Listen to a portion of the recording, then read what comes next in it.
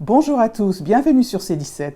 Mon coup de cœur de ce début d'année est ma découverte d'une romancière américaine de renommée internationale qui traite souvent de sujets d'actualité brûlants.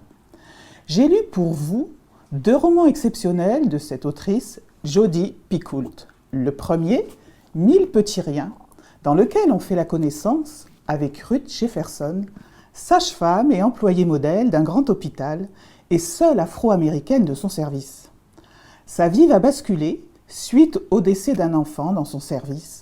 Cet enfant est l'enfant d'un couple de blancs suprémacistes.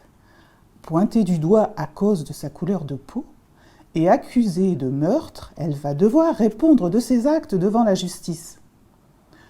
C'est un roman à 3 voix et les 3 narrateurs se partagent le récit. L'avocate de Ruth, le père de l'enfant décédé, membre d'un groupe néo-nazi, et Ruth elle-même. C'est un sujet très épineux que traite Jodi Picoult, une réflexion sur le racisme quotidien de l'Amérique contemporaine. C'est un manifeste aussi contre la discrimination raciale qui ne peut nous laisser indifférents. Ces 1000 petits riens du quotidien dérangent autant qu'ils nous touchent, bouleversent les idées reçues et nous donnent une belle leçon de vie.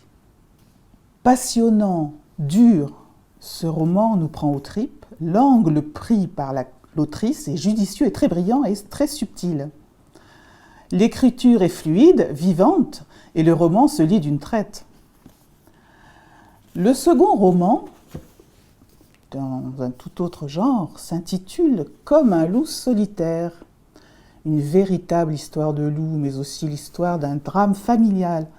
Notre héros, Luke Warren, éminent spécialiste du comportement des loups, s'enferme la nuit dans l'enclos et y passe également une partie de ses journées à vivre avec eux, jusqu'au jour où il a un accident de la route très grave avec sa fille.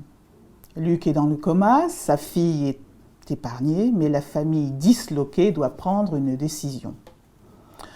L'auteur donne la parole à chaque chapitre aux différents protagonistes.